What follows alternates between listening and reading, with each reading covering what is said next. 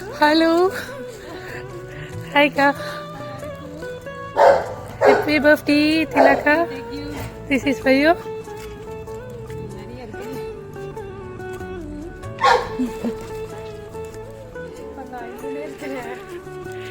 யாரு பண்ணாங்க அப்படின்னு நீங்க தான் கெஸ் பண்ணணும்.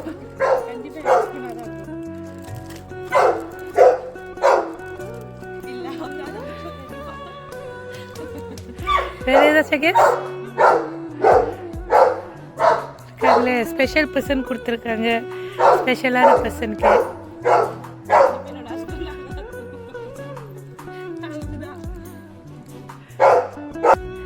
Happy birthday to you. Happy birthday to Tila. Happy birthday to you.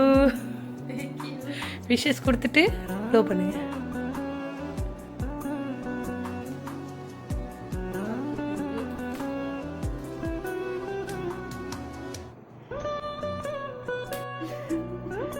Hi Thila, happy birthday.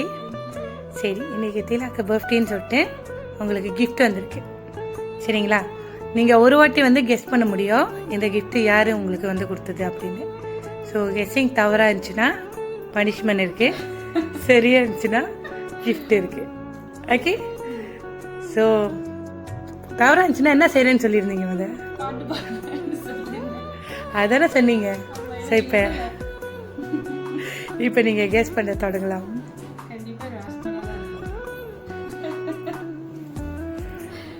Husband. எத்தனை அடி கெஸ் பண்ணலாம் சொல்லியிருந்தேன்? பண்ணி முடிச்சிட்டிங்களா?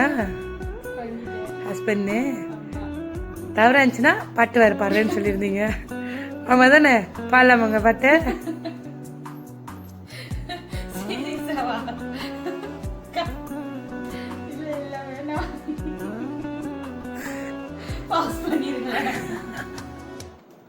நீங்க சொன்னது ராங் கெஸ். நான் கேட்ட கேள்விக்கு நீங்க சொன்ன விடை ராங். ஒரு கெஸ் தான். சரி பண்ணுங்க. தவறு.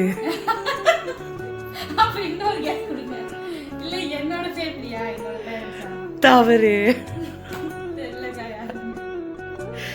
ஸோ இதுக்கப்புறம் நீங்கள் கெஸ் பண்ண முடியாது. ஸோ நம்ம பாட்டு பாடலாமா? உங்களோட விருப்பமான பாட்டு பாடுங்க.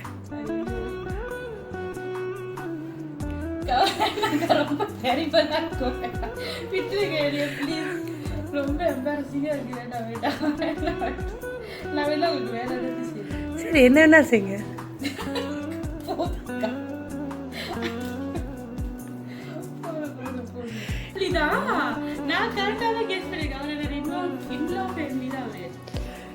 நோ தப்பாச்சு.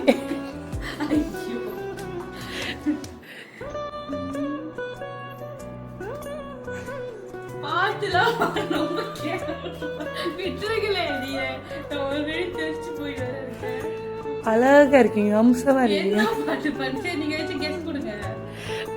க்ளூ கொடுக்கணுமா? உங்க கணவரை நினைச்சு பாடுங்க. நியூலி மேரிட் சொல்றீங்க, அவங்கள நினைச்சு பாடுங்க.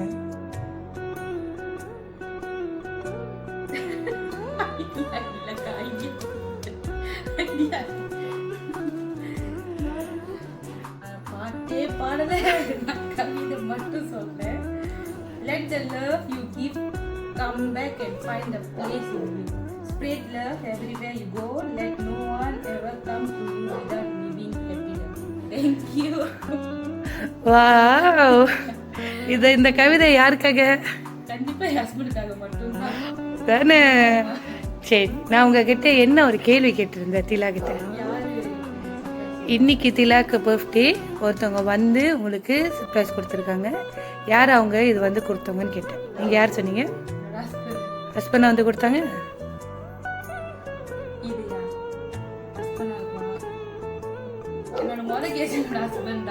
யாரு வந்து கொடுத்தாங்க?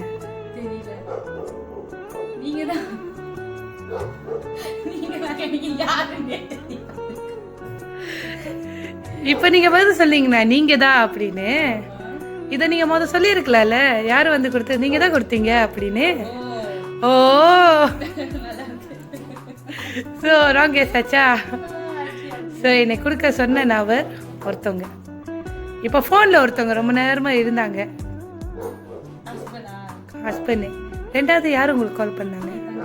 ஏன் சம்மந்தமே இல்லாமல் கால் பண்ணாங்க?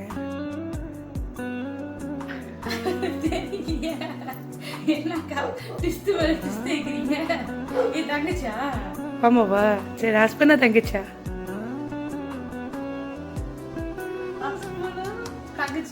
தங்கச்சி. ஹஸ்பண்ட் இல்லை.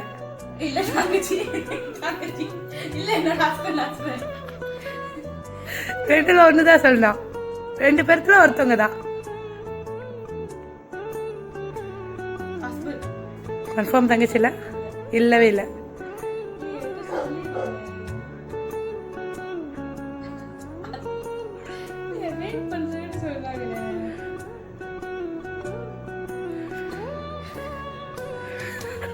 மெசேஜ் பண்ணி கேட்க கூடாது. ஓ, இது தீப்பு மயன் ஆச்சு இல்ல, இது அப்பெல்லாம் கேட்க கூடாது, அப்பெல்லாம் கேட்கவே கூடாது.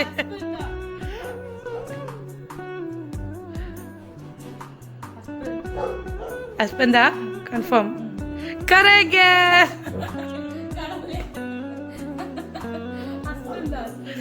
ஹஸ்பண்ட் தான். இன்னைக்கு அன்பான ஒய்ஃபுக்கு ஹாப்பியஸ்ட் பர்த்டே. இந்த பர்த்டேக்கு வந்து உங்கள் கணவர் உங்கள் கூட இல்லை, அவர் வந்து வேலை விஷயமா வெளிநாட்டில் இருக்கார். ஸோ அவர் உங்களை ரொம்ப ரொம்ப ரொம்ப லவ் பண்ணுறாங்க. இப்போ 2 பேராக இருக்கிறவங்க அடுத்து 3 பேராக ஆகணும். இந்த குடும்பம் ரொம்ப பெருசாக ரொம்ப சந்தோஷமாக அழகான ஒரு கனவோட வாழ்க்கையை உங்கள் கூட ஆரம்பிச்சிருக்காங்க. இதே போல் அடுத்த வருஷம் பர்த்டேக்கு கண்டிப்பாக எப்படியாச்சும் அவர் உங்கள் கூட இருக்கணும் சொல்லி விஷஸ் கொடுத்து அன்புள்ள மனைவிக்கு happiest birthday, I love you சொல்லி கொடுத்துருக்காரு. அழுக்கூடாது. இவ்வளோ நேரம் எப்படி சிரிச்சிருந்தீங்களோ அதே மாதிரி சிரிக்கணும்னு சொல்லிட்டு தான் உங்களோட ஹஸ்பண்டோட ஆசை. அந்த எஃபர்ட்காக தான் இந்த ஒரு அப்ரிஷியேஷன் உங்களுக்காக பண்ணியிருக்காங்க. இந்த ஒரு கிஃப்டெல்லாம் அவங்க கொடுத்துருக்காங்க. சரிங்களா? அழுக்கூடாது. இவ்வளோ நேரம் எவ்வளோ அழகாக சிரிச்சிங்க. அதுக்கு அந்த ஒரு காரணத்துக்காக தான் செஞ்சுருந்தாரு. ஹாப்பியாக இருக்கணும், அவர் இங்கே இல்லைனாலும் நீங்கள் இங்கே ஹாப்பியாக இருக்கணும். அட்லீஸ்ட் உங்களுக்கு இந்த டெலிவரி அனுப்பி உங்களை சந்தோஷப்படுத்தணும்னு சொல்லிட்டு இது செஞ்சுருக்காரு. Okay, thank you so much. சரி, ஐ மிஸ் யூ அல்லாஹ். இந்த வரைக்கும் நான் சொன்னதில்லை, எக்ஸ்பிரஸ் பண்ணதே இல்லை. சட்டுன்னு வீட்டுக்கு வந்துடு வா. I love you. அழக்கூடாது, சிரிக்கணும், சிரிக்கணும், அழக்கூடாது. Okay, happiest birthday Thila. அப்படி ஃபினிஷ் ஆகுது. இல்லையே. தேங்க்யூ கவலை எதிர்பார்க்கவே இல்லை. ரொம்ப நல்லா இருந்துச்சு, ரொம்ப நல்லா பண்ணீங்க. பிடிச்சிருந்துச்சா உங்களுக்கு? Thank you so much.